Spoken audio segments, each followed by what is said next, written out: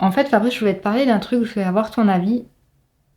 Moi, ce que j'ai observé, c'est qu'il y a quand même beaucoup de préjugés entre le côté maladie invisible, et justement le côté apparence, c'est-à-dire ce à quoi on s'attend quand les gens sont atteints de certaines pathologies, et versus la réalité, ce à quoi ils ressemblent réellement. Et tu vois, j'ai entendu que certaines personnes atteintes de POIS considéraient que quand tu en es atteint, obligatoirement, il y a une perte de poids qui est associée, et que donc les personnes qui en souffrent sont forcément des personnes minces, amaigries, qui n'ont pas du tout ton physique, qui est quand même un physique avec une certaine musculature liée à ton passif.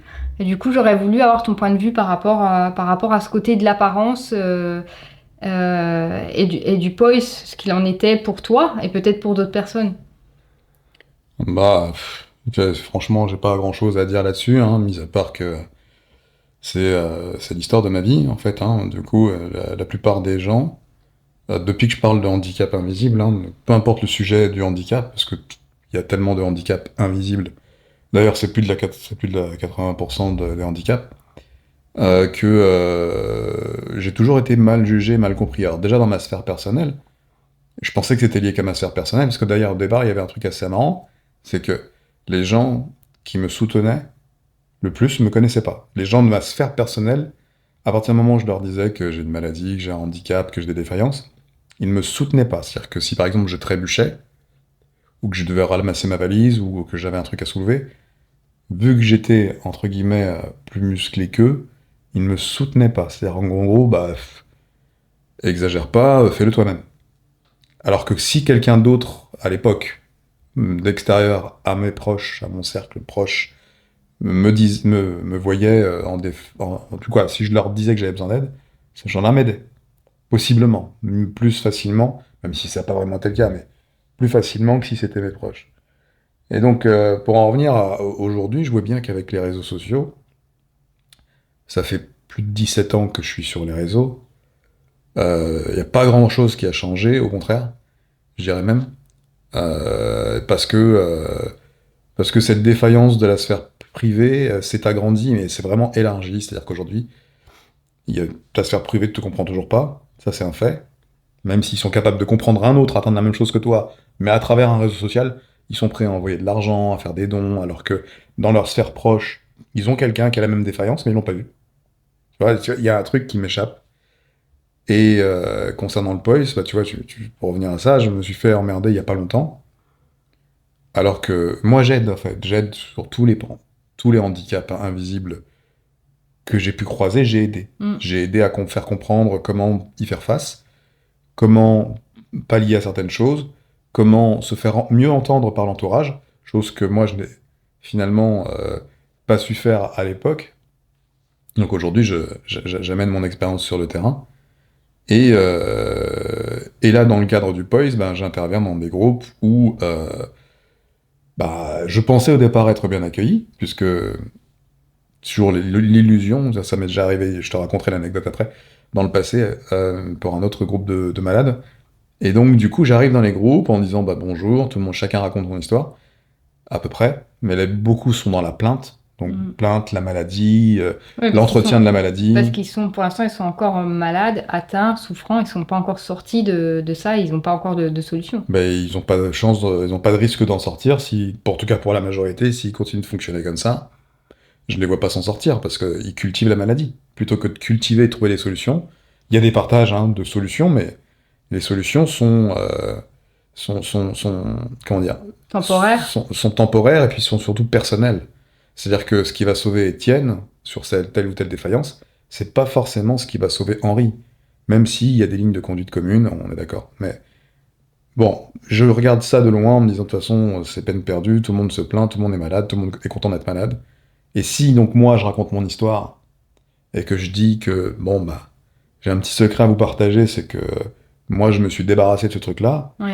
et si jamais vous voulez en savoir plus, ben n'hésitez pas à me demander quoi.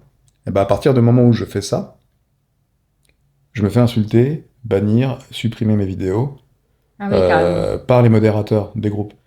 Alors que j'ai pas parlé d'argent, j'ai pas parlé de vente, j'ai pas parlé rien. Tu vois. Et c'est incroyable, mais ça m'arrive systématiquement. Donc à un moment donné, récemment d'ailleurs, je me suis dit, j'ai regardé le ciel comme ça en disant, si c'est un message que je dois comprendre depuis autant d'années et que j'ai pas compris, essaie de me le transmettre autrement, que je comprenne vraiment qu'est-ce que je dois faire. Parce qu'en gros, à chaque fois que je dois aider des gens, qui sont vraiment des gens que je peux aider vraiment, véritablement, tout est fait pour me mettre des bâtons dans les roues, Mm. et eux-mêmes, ce sont les premiers à mettre des bâtons dans les roues, à se tirer une balle dans le pied eux-mêmes et me mettre des bâtons dans les roues à Ouais. moi. Mais tu sais, enfin, juste, j'interagis avec toi par rapport à ça. Je Je crois que me je vais même pas répondre à ta question, mais c'est pas grave. Ouais. Ouais, bah tu y reviendras après.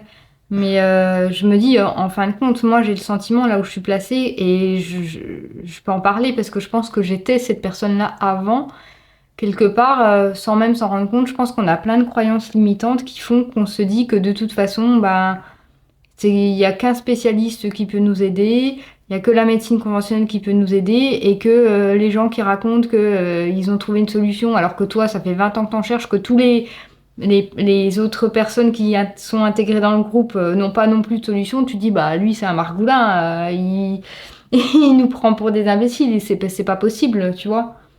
Ouais. Peut-être que dans leur inconscient, il y a cette croyance limitante de se dire, de toute façon, il n'y a pas de solution qui existe, on ne peut pas guérir de cette pathologie, et pourtant on en cherche, on est dans ce groupe-là pour s'entraider parce qu'on cherche des solutions, mais dans leur inconscient, il y a cette limite, cette barrière qui leur dit, de toute façon, ça n'existe pas, il n'y en a pas. Donc quand toi, t'arrives là en leur disant, bah si, en fait, moi, j'ai réussi à m'en sortir et je suis débarrassée de ce syndrome, ben tout de suite, la première réaction, c'est, bah c'est pas possible, il a forcément un truc à nous vendre et c'est un menteur. Ouais. Alors, tout est intéressant dans ce que tu viens de dire et tout n'est pas forcément faux. Dans le sens où, tu vois, le POIS n'existe pas. Le POIS, en fait, en réalité, c'est qu'un amoncellement de défaillances créé par Mm. X ou Y raisons et déséquilibres chez les individus voilà, humains qui convergent globalement vers le même type de symptomatologie, mais on a rangé tout ça dans une case qu'on a appelée le POIS. Je te dirais la même chose pour une autre case qu'on a appelée la fibromyalgie. Mais c'est pour toutes les maladies finalement. Voilà, en fait, en vrai, Enfin, quasiment. c'est une série de déséquilibres. Quelqu'un a dit, on va appeler ça C'est ça. post-orgasmic illness syndrome, parce que c'est post-orgasmic illness syndrome, c'est un syndrome post-orgasmique, donc post-éjaculatoire Oui. pour les hommes et Ou post-orgasme pour pour les les femmes. femmes. Mm. Et, D'ailleurs, on en parle et rarement des même, femmes. c'est même plus vicieux que ça, mais bon. Mm. Donc en fait, en vrai, toutes les maladies n'existent pas. Les maladies, on les fabrique pour des raisons plus ou moins variées, de déséquilibre, d'environnement, de trauma, et parfois de génétique, évidemment. Et ça, c'est quelque chose qu'il faut entendre. La plupart des gens maintenant sont éduqués à comprendre que la loi des cases l'emporte sur le bon sens. Mm. Et c'est là où tout se perd. Tu vois, là, je me suis fait, pour revenir, du coup, j'ai pas répondu, mais le gars qui m'a emmerdé là, il supporte pas de voir mes photos, il supporte pas de voir mes visages avec écrit vu à la télé, Boys, il supporte pas, donc ça fait 2 fois qu'il me fait la remarque. Et là, il m'a carrément dit, euh, qu'est-ce qu'il m'a dit? Ah, je sais plus, mais ça, je te l'ai cité tout à l'heure. Oui, tu C'était me un peu disais qu'en violent. gros, c'était de toute façon, si t'avais été atteint réellement de cette pathologie ou de ce syndrome, Je serais tout maigre. tu serais maigre, donc c'est pas Ouais, possible. voilà. Alors, sous-entendu, tu mens, quoi. Voilà, en gros, je suis un menteur parce que je suis pas maigre. Alors, du coup, ce qu'il ne sait pas, lui, c'est que moi, pour me débarrasser du POIS, à base, je voulais me débarrasser, non pas du POIS, parce que c'était secondaire pour moi, je voulais me débarrasser d'une maladie neuromusculaire dégénérative, Ouais. donc une myopathie, que j'ai toujours. Donc, je n'ai pas réussi à me débarrasser de la myopathie, mais j'ai amélioré mes fonctions. Ouais, t'as freiné largement sa Je progression. sais pas si je l'ai freiné la progression en réalité, parce que je peux pas le mesurer. Et Ouais. aucun médecin et aucune médecine n'est compétente pour le mesurer. En tout cas, à l'heure Après, actuelle où on fait cette vidéo, je ne ouais. connais aucun praticien de santé capable de mesurer l'évolution de mon état compte tenu des situations dans lesquelles j'ai été baigné depuis l'apparition de cette Hmm. maladie, les hospitalisations, les différents traitements qui n'avaient rien à voir avec la maladie Mais musculaire. si on devait Ouais. faire enfin, un pourcentage, enfin, des calculs comme ça, des statistiques, en fait, en fin de compte, des patients qui sont atteints de la même pathologie que toi, globalement, malheureusement, ils ne vivent pas très vieux.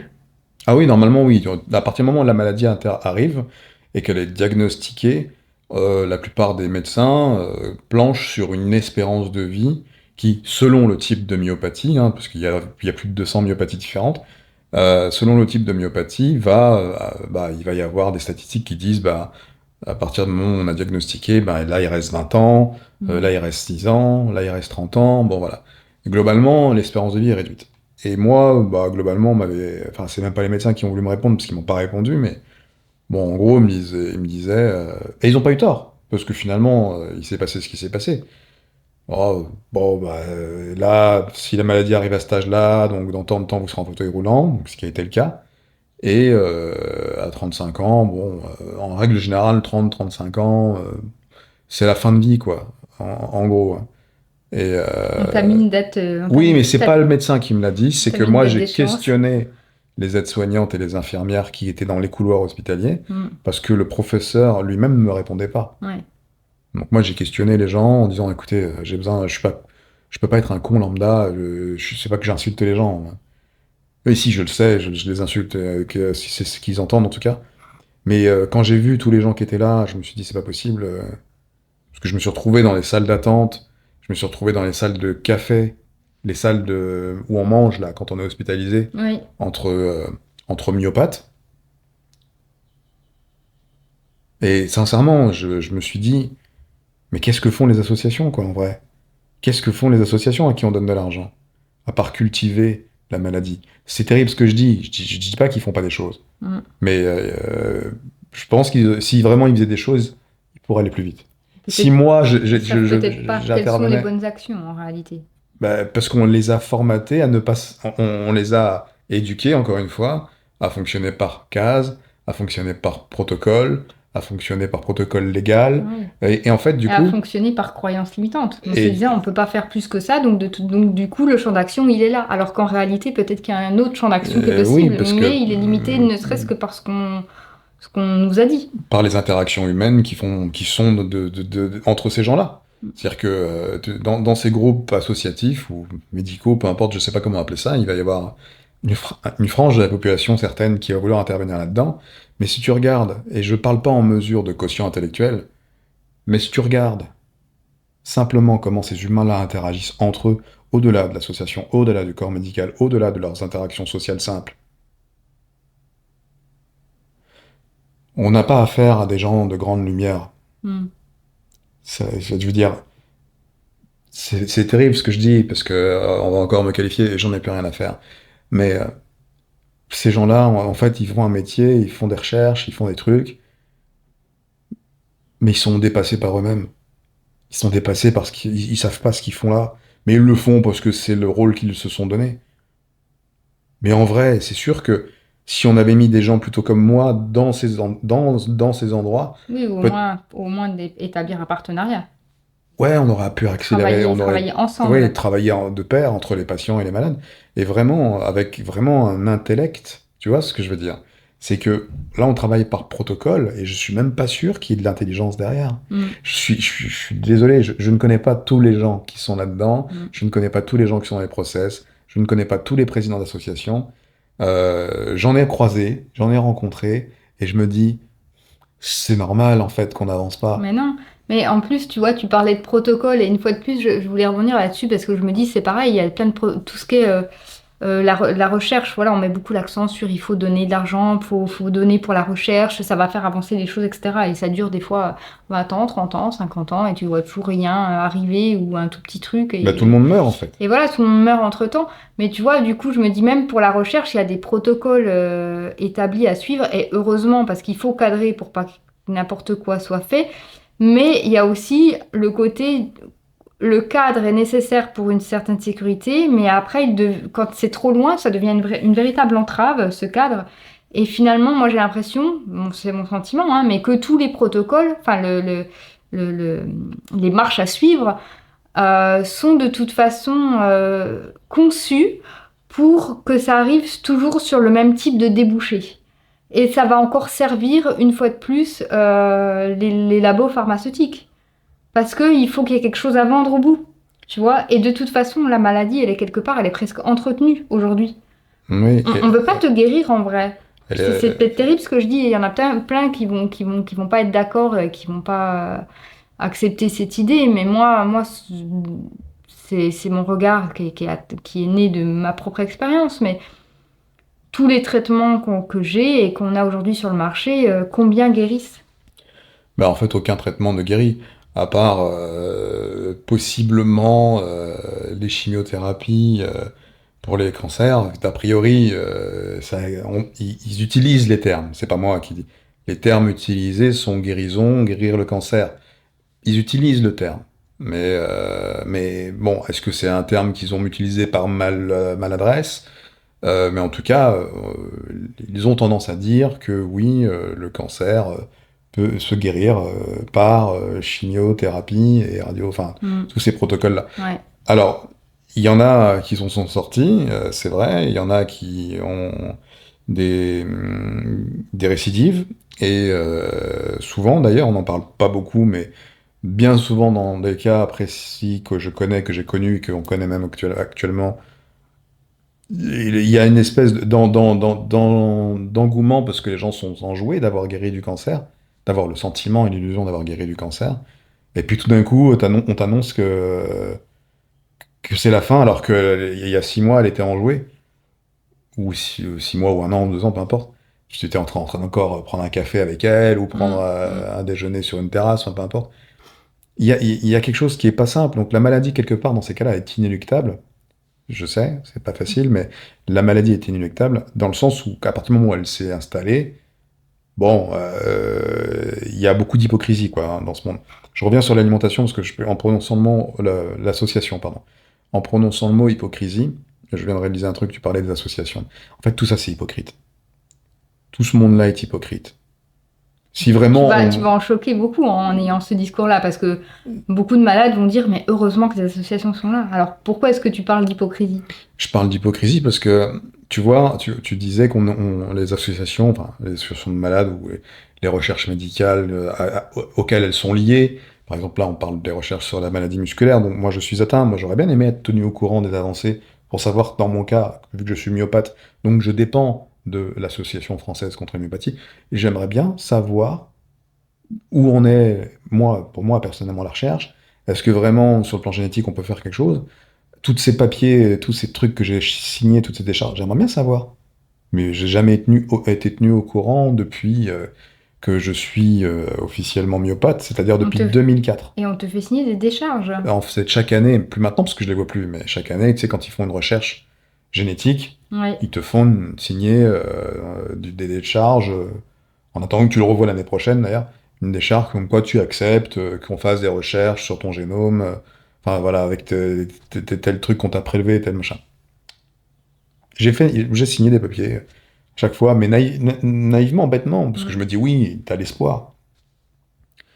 Et puis ils savent te faire avoir envie de cultiver l'espoir. Maintenant, et peut-être que je me trompe, peut-être qu'il y avait des raisons valables, peut-être que je suis trop méchant quand je dis ça, mais je reviens sur l'hypocrisie, c'est que en fait, tu vois, on est limité. Tu vois, tu me dis, là, il faut qu'ils respectent des trucs, des cadres, des codes. Et, et c'est bien normal, tu disais, c'est bien normal qu'ils doivent respecter des trucs, sinon, en gros, ils se permettraient des trucs qui sont pas humains. Oui, puis peut-être pas fiable non plus dans les résultats, hein. Sauf que, si, pourquoi je te Ça dis que pourrait être des c'est... résultats manipulés. Ouais, pourquoi c'est hypocrite? Pourquoi je dis ça? Regarde ce qui se passe à côté, en dehors des associations.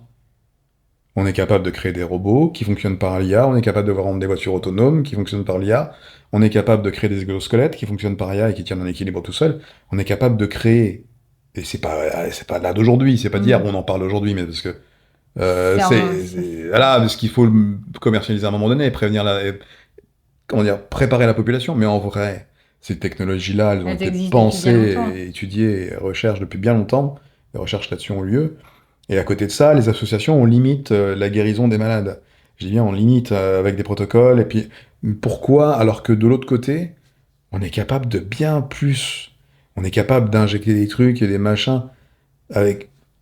La plupart d'entre nous connaissons pas ces technologies d'ailleurs, et même avec des gens très intellectuels, très scientifiques dans leur capacité de compréhension et d'analyse, il y en a peu qui vont comprendre ce qui se passe en vrai, Mm. Mais on est capable de faire plein de trucs. Avec le génome humain, on est capable de créer des bébés parfaits, on est capable de plein de choses. Alors, pourquoi laisser le reste perdurer? Pourquoi laisser les malades perdurer? Si on est capable de créer un homme parfait, déjà, et pas qu'aujourd'hui, on pouvait choisir déjà, à l'époque, je me souviens, j'ai un ami qui pouvait pas, donc c'est plus un ami maintenant, parce que je sais pas pour quelle raison il a disparu, mais j'avais un ami qui avait pris, qui pouvait pas adopter parce que financièrement ceci, qui pouvait pas faire ça parce que machin, et qui finalement a choisi les caractéristiques de son bébé. Donc il a choisi les caractéristiques de son bébé pour qu'il soit le plus parfait, même si la perfection n'existe pas, mais le plus parfait possible sur le papier. Il l'a choisi. Et ce bébé est né. Et c'était il y a des années. Mm. On Oui, va pas nous... tu veux dire quelque part, si on est capable de créer ce qu'on va appeler cette perfection, c'est qu'on est aussi capable de réparer les imperfections. En théorie, si on est capable de faire ça, on devrait pouvoir expliquer à la population comment faire pour réparer les imperfections. Mm. Pas juste se dire on sait le faire, mais expliquer à la population. Évidemment, on va pas l'expliquer à la population parce que mieux vaut vendre des appareils Compensatoire, ouais. de trucs de radiofréquence, de vibrations, de musique avec telle fréquence, telle vibration pour pouvoir interagir avec tel élément organique ou tel organe. Mieux vaut ne pas trop savoir et plutôt acheter ces appareils qui, eux, seront commercialisés, seront vendus et permettront un soulagement. Je parle pas de guérison forcément, mais voilà, t'as bien entendu parler des ondes scalaires, t'as bien Mm. entendu parler de tout un tas de choses, même simplement le fait de se remettre à la terre, donc à la nature, ça c'est quelque chose que tu aimes beaucoup. Ouais. Un des meilleurs moyens de réguler un système vivant, c'est de le remettre dans son environnement. Mm. Si tu remets un élément vivant qui est défaillant dans un environnement qui n'est plus le sien, tu le remets dans son environnement originel, il y a de fortes chances qu'il se répare de lui-même. Si tu lui laisses cette place, les choses, la biologie, cette logique vivante, je sais pas si c'est ça que ça veut dire, mais peu importe, va se mettre en place pour faire en sorte que toutes ces petites particules plus ou moins vivantes, hein, chargées en énergie, eh ben, reprennent leur forme initiale et native Ouais. pour pouvoir prospérer telle qu'à la base elle est conçue. Tu prends un élément vivant, tu le mets dans un endroit qui n'est pas pour lui, il va fondre, il va mourir, il va se détruire. À la fois si tu le mets dans un environnement, et à la fois si tu mets dans cet environnement vivant quelque chose qui n'est pas pour lui, Mm. il va fondre, il va se désagréger, il va se détruire. Et donc on va appeler ça inflammation, on va appeler ça, diminution du système immunitaire, on va appeler ça dysbiose quand les mauvaises bactéries prennent le pas sur les mauvaises bactéries prennent le pas sur les bonnes. Pour tout ça, on a donné des mots scientifico-scientifisés qui auront plus ou moins leur chance d'exister et d'être intellectuellement Mm. assimilés et comprises. Mais en vrai, tu comprends cette logique. Prends un poisson, sors-le de son environnement, un poisson qui nage, bien sûr, tu le mets sur le carrelage, là, je peux t'assurer qu'en quelques minutes, il meurt. Mm. Dans la douleur, Mm. dans la souffrance.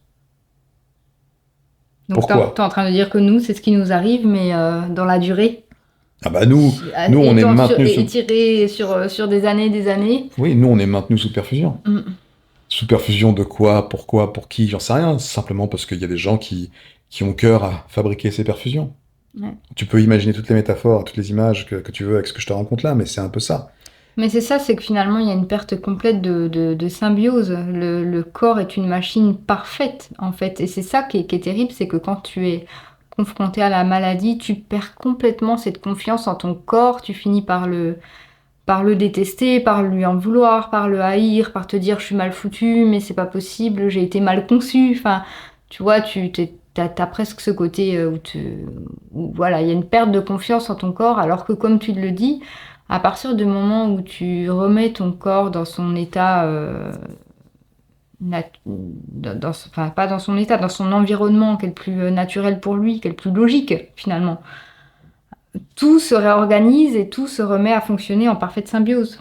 Et il y a un équilibre qui se crée et qui fait que tout est agencé de manière cohérente. En fait, à l'intérieur de ton propre corps, les cellules s'agencent les unes avec les autres. Elles forment un. Je sais pas comment donner l'image que j'ai, mais c'est un peu un. La matière, c'est ça, c'est un assemblage C'est des atomes. de particules. Et finalement, si elles sont pas dans leur milieu naturel, elles s'organisent de manière plus ou moins anarchique et ça crée comme ça des pathologies.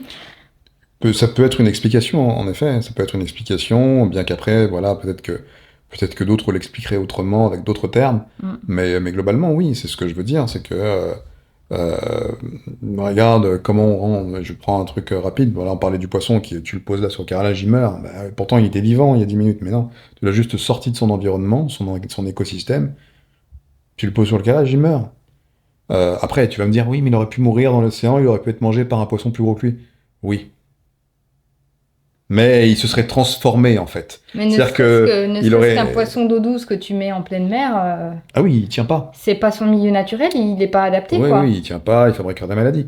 Tout comme les poissons d'élevage, par exemple, qui ne sont plus sauvages, bien que maintenant tout le monde est pollué, on sait très bien, on a des déchets plastiques Mm. dans les mers, donc il y Oui, a malheureusement beaucoup de morceaux de plastique avalés par tous les poissons.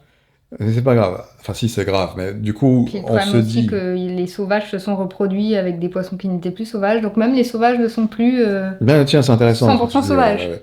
Et en fait, là, du coup, là, même l'alimentation du poisson, donc on revient à le poisson d'élevage.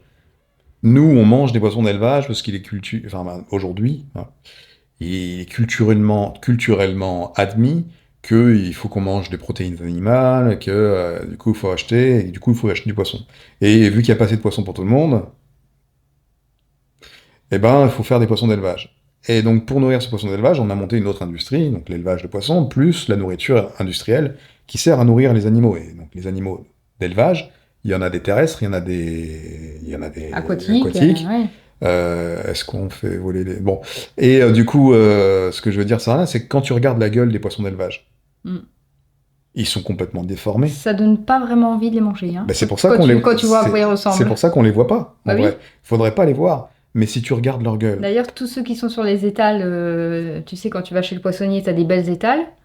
les Les poissons poissons vendus entiers sur les étals, ce sont les sont que sauvages. les Et les sauvages. poissons déjà prédécoupés sont C'est les les filets, ouais. d'élevage. C'est ça. Parce qu'il faut pas qu'on voit leur gueule à l'arrivée. Ouais. Parce que si vous voyez la gueule du poisson à l'arrivée, vous dites lui, il est malade.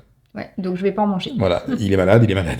Et du coup, faut penser à ça, c'est que les particules qui le composent, les molécules, les protéines, les virus, les bactéries, les parasites qui le composent, sont dans une configuration qui est probablement inadaptée pour lui, avant qu'il meure. Donc est-ce qu'imagine une seconde qui soit adaptée pour vous, lorsque vous le Bah, digérez? c'est la même chose, oui. Voilà. On est une chaîne, hein. C'est-à-dire que un poisson sain, mais s'il mange quelque chose qui est contaminé, qui est malade, lui-même devient malade. Et si à notre tour, on mange quelque chose qui est malade, bah, nous-mêmes, ça nous rend malade. Ça- Je caricature, Oui, hein. oui. Alors, Je prends un raccourci, mais on pourrait survivre parce que on a un système, chaque individu vivant a un système immunitaire plus ou moins optimisé pour pouvoir faire en sorte qu'il puisse survivre à telle ou telle pathologie, ou tel environnement, ou tel combat. Euh, mais par la réalité des faits, et puis ce qu'on observe aujourd'hui, c'est que je pense que c'est foutu, je pense que les technologies aussi ont été créées pour compenser ce que l'homme n'est plus capable de faire, de réaliser, à la fois sur le plan intellectuel, physique et environnemental. Donc, c'est-à-dire que les technologies à venir, enfin, qui sont déjà présentes, elles sont faites pour compenser la détresse physiologique humaine qui est arrivée. mm. Et je le dis, et je pèse mes mots, l'espèce humaine vivante telle qu'on la connaît, elle est foutue. L'avenir de l'homme, ce sera que si on veut des hommes qui fonctionnent un minimum, ce sera que des hommes potentiellement augmentés Mm. par la technologie. Si tu prends un homme normal, au vu de ce que les humains font d'eux-mêmes aujourd'hui, le normal sera médiocre, voire un déchet dans quelques années. Oui, il a peu C'est, de chances de bien fonctionner. il a peu de chances de bien fonctionner dans un monde tel que celui que nous avons. Parce que l'environnement n'est plus propice à son environnement natif. Mm. À moins qu'on modifie, et c'est là que je me pose des questions sur ces technologies que je ne connais pas, à moins qu'on modifie sur le plan structurel ou sur le plan ADN, génomique, par l'ADN, par ces injections ARNM, Ces biotechnologies dont je ne comprends pas les tenants et les aboutissants, j'ai beau réfléchir, j'arrive pas à comprendre, j'ai pas les outils pour mesurer, mais il doit y avoir probablement une manière d'intervenir sur le fœtus, peut-être dès le départ, pour pouvoir le rendre compatible avec les nanotechnologies qui arrivent, ce qui ferait qu'on pourrait augmenter les capacités physiques et intellectuelles sans avoir à intervenir sur la structure humaine d'office, puisque la biotechnologie fera déjà partie à l'état embryonnaire de Mm. l'individu humain Mm. avant qu'il n'apparaisse. C'est une théorie que je viens de soulever en improvisation totale, mais vu ce qui se passe, à Et tu mon sais, avis, enfin, on n'en moi, est pas là. je suis un peu à contre-courant de toutes comment dire, ces technologies qui arrivent, parce que d'un côté, oui, elles sont positives, mais mal utilisées, elles peuvent être néfastes, vraiment. Elles peuvent servir comme elles peuvent largement desservir, mais je me dis, de toute façon, on va arriver à une époque où les mères n'auront même plus besoin de porter leur bébé, et les bébés vont naître dans des éprouvettes, hein.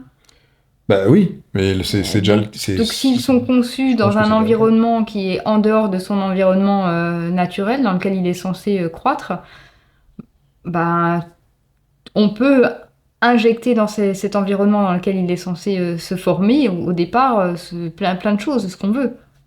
Bah oui. Et malheureusement, pour revenir à bah, justement ce déclin physiologique et biologique de l'espèce humaine, Mm. en tout cas moi c'est comme ça que je le vois, même si j'apporte des solutions, j'apporte des terrains de réflexion. Ça fait 17 ans que plus de 17 ans que j'en apporte et que qu'on me rigolonnait. Maintenant je vois que d'autres, bon bah ça va, il y en a qui ont compris le flow et que je viens entre guillemets, j'ai passé le relais. Mais une chose est sûre, c'est que tout comme probablement les espèces vivantes ont été amenées à s'éteindre auparavant, l'homme, l'humain, en tout cas tel qu'on le connaissons aujourd'hui, va s'éteindre d'une manière ou d'une autre. Et c'est juste que nous, on est dans la phase descendante dans laquelle on souffre beaucoup de la Mm. transition. Mm. Mais en effet, la transition sera beaucoup plus facile et acceptable et fluide Pour les futures générations. lorsque l'humain, tel que nous le connaissons aujourd'hui, tel que nous le connaissons aujourd'hui, s'arrêtera d'être ce qu'il est. C'est terrible parce que beaucoup sont en train de chercher à pouvoir rattraper les clous. Moi, là, au vu de ce qui se passe mondialement, je pense que c'est un petit peu, on est un petit peu sur la fin, quoi, et que les gens qui osent faire naître un bébé aujourd'hui, je dis pas que le bébé sera malheureux parce qu'il vivra avec d'autres repères de référence, etc. Il Oui. sera juste complètement différent de ce que nous avons connu à notre génération et ce que nos parents ont connu. Mm. Ça va très vite. Intellectuellement, il faut être très averti parce que ceux qui seront pas Mm. prêts intellectuellement à affronter le monde de demain seront, comme nous le sommes de toute façon, nous serons de nouveaux esclaves modernes Ouais. d'un système qui est pour l'instant a priori dirigé par des humains, mais est-ce qu'il ne serait pas tôt ou tard dirigé par autre chose? Tu sais, ces fameux films qu'on avait dans les années 2000, même les années 90, même les années 80, tu sais, souvent, tu as déjà entendu ça dans mes vidéos, je dis souvent, la réalité inspire la fiction et la fiction inspire la réalité. Mm. Euh, dans quasiment tous les films de science-fiction que nous avons pu observer jusqu'à présent, qui a influencé qui a influencé quoi, je sais pas, peu importe d'où vient cette intelligence, d'où vient cette idée, cet imaginaire, et pourquoi est-ce qu'on en fait une réalité? Est-ce qu'on en fait une réalité parce qu'on l'a? Tu vois, je sais pas. Mais tout est arrivé. Les humanoïdes, enfin oui, les robots intelligents sont déjà là. L'intelligence artificielle, tu vois le film Her, tu l'as Ouais. vu? Ouais, je l'ai vu, il est génial ce film, avec Joaquin Phoenix. Exactement, Mm. Et Scarlett Johansson. il a plus de 10 ans. Oh, largement. Et en fait, Mais même tu prends les premiers Robocop, tu prends les Avengers qui sont plus récents, enfin, je veux dire, on a eu tout un panel. tu prends encore plus simple, hein, tu prends Terminator. Terminator et le fameux Skynet. Mm. Skynet, c'est l'entreprise qui développe des robots, et puis Skynet devient autonome et fabrique lui-même ses propres robots pour entre guillemets, coloniser la Terre, quoi. Ouais. Et ben, cette technologie-là, qu'on l'admette ou qu'on l'admette pas, elle doit déjà exister. Bah oui, ça arrive maintenant. Et même, il y a le film The Island, pareil avec Scarlett Johansson aussi. où en fait on crée des clones de célébrités. C'est les célébrités qui payent pour qu'on fasse naître des clones d'eux-mêmes pour avoir accès à des organes ou des choses, voilà, s'ils ont besoin, s'il leur arrive quelque chose. Ouais. Et ces Mais clones, ils naissent comme enfin, ils naissent dans des éprouvettes. oui, ouais, ouais. Bah, de toute façon, voilà. Enfin, il y en a plein. Il Il y y a, en a il y plein. a- Il y il y a a- là ceux qui veulent. on pourrait, je pense qu'il y a plein de films qui nous paraissaient complètement absurdes il y a 20 ans, en termes d'histoire. Et on se dirait, bah, en fait, si on les regardait aujourd'hui, on se dirait, On y est. bah, ça y est déjà, hein, en fait, ça existe. Mm. Tu vois, les voitures volantes, ça existe. Les motos volantes, ça existe. Le fait de pouvoir faire une frappe nucléaire à un endroit précis, au millimètre près, ça existe. Les nanotechnologies existent. La biotechnologie, bah, voilà, elle existe déjà. Qu'on en parle ou qu'on n'en parle pas, je veux dire, tout est déjà là. C'est juste, est-ce que c'était déjà là avant qu'on fasse les films? Ou est-ce que c'est les films qui l'ont inspiré? Ou est-ce que c'est simplement une manière d'être visionnaire que de te rendre compte que tout est là et que comme on le dit souvent, la pensée engendre la réalité. Donc Ouais. Ou est-ce que, euh, sans paraître complotiste, est-ce que les films sont pas là aussi pour préparer les gens c'est pour préparer la population. Ouais. Mais d'une certaine façon, qu'ils soient là pour préparer la population ou pas, ils ont préparé la population. Ah oui. C'est-à-dire que aujourd'hui, vu tout ce qu'on a compris, on est prêt. On est prêt, en tout cas, certains d'entre nous sont prêts. Il y en a d'autres qui pensent qu'une autre réalité est possible, Mm. mais ils savent pas comment interagir avec. C'est là que des gens comme toi ou moi, justement, apportons un autre regard, une autre façon d'observer cette réalité, et se donner les moyens, les outils pour la transcender. Transcender cette réalité, c'est le meilleur moyen de pouvoir S'en libérer s'adapter, un petit peu. Ouais. s'en libérer, à la fois s'adapter, Mm. sans en subir tous les préjudices, quoi. Mais il est temps que l'homme ouvre les yeux, il est temps que l'homme admette certaines choses, certaines vérités. L'homme, par définition, est foutu. Ça, c'est mon avis perso et je le dis depuis longtemps. Si tu te souviens bien de ma vidéo Bientôt, notre monde aura changé, que j'ai tournée en 2013-2014, tout le monde a rigolé de cette vidéo, mais en vrai, Ouais, rigoler ou alors même non, on comprenait pas. mais là, je la regardais, malheureusement, je l'ai plus en bonne qualité parce que j'ai supprimé pas beaucoup de mes fichiers qui ont été d'une censurés et d'autres. Voilà, mais si tu regardes la vidéo aujourd'hui, même si elle est pixelisée et que ma voix est pas terrible et tout, je trouve qu'elle prend tout son sens. Mhm. Tu vois, Ouais, complètement. 12 ans plus tard, 11 ans plus tard, je trouve qu'elle prend tout son sens.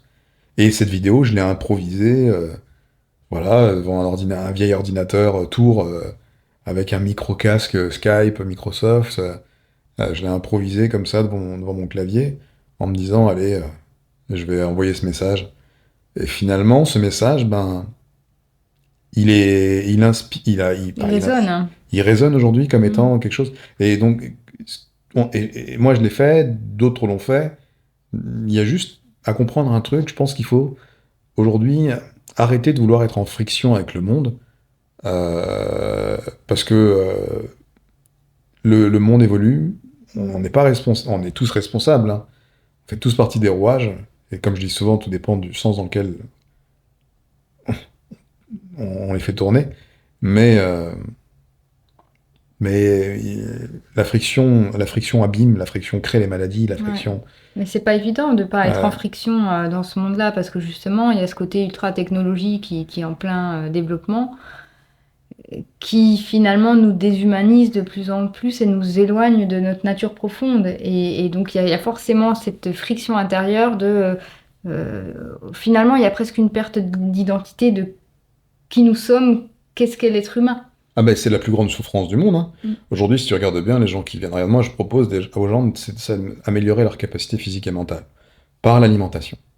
C'est un facteur que j'utilise, c'est un biais, enfin, c'est une première étape. Mm. Évidemment, en vrai, je vais plus loin. Mais c'est la première étape, je veux dire, j'attrape les gens par là. Mais en vrai, ce que je m'aperçois, c'est que les gens, ils s'en foutent en fait. Ils s'en foutent complètement, ils veulent pas améliorer leur état, ils veulent pas améliorer leur capacité cognitive. Et Bah, du ça coup, dépend desquels et dans quelle situation ils sont après. mais du coup, je le comprends plus ou moins, parce que Mm. quand tu améliores tes capacités cognitives, d'analyse, de raisonnement et d'ouverture, t'as plus vraiment envie de voir ce que tu vois. Je parle en connaissance de cause. Mm. Tu peux peut-être Oui, l'admettre aussi. je l'admets, oui. Et tu te dis, en fait, non, en fait, c'était bien, C'était bien avant. c'était bien les verres de spritz C'était sur bien la de pas être au terrasse, courant. c'était bien les mojitos. En fait, je comprends. Donc, et je blâme pas ces gens-là. Je pense qu'il en faut. Est-ce qu'ils sont heureux, malheureux, peu importe. Est-ce qu'ils sont conscients, pas conscients, on s'en fout. Mais en tout cas, oui, des gens qui sont désalignés, qui se sentent pas où ils Pas à sont leur censés place, être, à ouais. leur place. En fait, je n'ai que ça dans mes réseaux sociaux. Je n'ai que Mais ça tu sais, dans mes messageries. enfin, tu dis j'ai que ça dans mes réseaux sociaux, mais c'est Et c'est normal, normal. parce qu'en fait, c'est ce que tout le monde traverse aujourd'hui. Et en fait, c'est tellement présent dans la vie de chacun que tout le monde y fait face, consciemment ou pas. Ouais. Bah, tu vois, je me rends Je veux dire, il y a compte. des gens qui sont malheureux, ils n'arrivent pas à comprendre pourquoi ils sont malheureux, et en fait, c'est Hmm. ça, c'est qu'ils sont complètement euh, tiraillés entre ce vers quoi on veut les emmener et ce qu'ils sont profondément, qui est à l'antagonie de ça. Ben, c'est ça. Et en fait, du coup, ça crée le mal du siècle. Parce que au-delà de la maladie, il y a plein de maladies. J'ai la mienne, enfin, j'ai les miennes, parce que je répète, le POIS, donc le post-orgasmic illness syndrome, qui est qu'un syndrome finalement, on peut Ouais. vraiment le garder comme ça. Je m'en suis vraiment définitivement débarrassé. J'ai plus ce truc-là. Donc, c'est pas pour autant que j'en profite d'ailleurs. Mais j'ai plus ce truc-là, donc c'est une chance que je peux partager, plus ou moins. Donc maintenant, je sélectionne avec qui je le partage pour pas me faire embêter. Mais cette sélection, elle est vraiment utile. Et en fait, les autres maladies, qui sont pas forcément celles-ci, mais voilà, sont toutes liées à des déséquilibres, des désalignements, et les maladies psychologiques, il y en a plein. Mm. Il y en a pléthore. Et quand tu observes le monde, bah c'est normal. Les parents qui mettent aujourd'hui des enfants, je suis désolé, mais ils sont comme ça. Ils sont pas, ils essaient de trouver un moyen de s'aligner avec l'environnement. Ils pondent un truc. Ils disent ça, chérie, on le fait parce que c'est le faire. Ah, on le fait ou pas? Ouais, ta mère, ouais, on le fait. Allez. Ils pondent un truc sous prétexte que pulsion animale, horloge biologique, bon, votre truc à vous là, Et que par c'est exemple. naturel. Et, mais en fait, aucune conscience, aucune connaissance du bordel, du foutoir dans lequel ils balancent le truc, quoi. Sachant que eux, les parents ne sont pas équipés pour pouvoir donner les outils qu'il faut à la progéniture. Moi, je pense qu'il faudrait que les parents soient d'abord armés d'outils, mais c'est compliqué. Mm. Parce qu'ils n'ont pas encore. Tout le monde n'est pas capable de comprendre quels outils seront nécessaires dans l'avenir. Mais moi, je pense que ceux qui mettent au monde devraient être les parents qui sont capables de faire preuve de discernement et de voir quel type d'outils il faut affûter là avant. Même si on devrait se laisser ça au hasard et se dire, bon, de toute façon, ils vont bien se faire tout seuls. Non, il y en a qui sont tout seuls. Oui, il y en a qui sont tout seuls. Mais à quel prix avec quelle pensée terrible, terrifiante ils ont après, pendant leur évolution. Je veux dire, moi, j'ai pensé à l'euthanasie, d'autres pensent à l'euthanasie, des gens dans mes contacts pensent à l'euthanasie. Le fait qu'on légalise tout d'un coup l'euthanasie prend tout son sens, non pas parce que je vais dire ouais, chouette, allez, c'est super. Je suis pas en train de dire ça. Et en même temps, pour certains cas, je suis en train de le dire. Parce que moi je me souviens à l'époque où j'en avais parlé à mon professeur qui me suivait au CHU de Créteil, je lui dis, trouvez-moi une solution dans les 2 ans, sinon je mets fin, je mets fin à ma vie. Il m'a interrompu, il m'a dit, vous savez, sur le plan légal, en gros, il m'a parlé du plan légal, quoi. En gros, j'ai pas le droit, moi, de demander l'euthanasie parce que je souffre trop. Alors que j'en étais vraiment là, quoi. Je Mm. lui dis, oui, mais c'est pas grave, j'irai en Belgique, en Suisse, j'ai déjà regardé comment m'organiser. Bon, il m'a dit, j'espère que vous changerez L'idée. d'idée. Mm. Bon, il s'avère que 2 ans plus tard, donc en 2016, j'ai changé d'idée. Ou c'était en 2016, je sais plus. Mais oui, j'avais changé. Ou alors c'était en 2017, 2018. Non, c'était avant. Peu importe. Il y a eu un moment donné où j'ai changé d'idée parce que je me suis dit, ah, tiens, finalement, c'est con.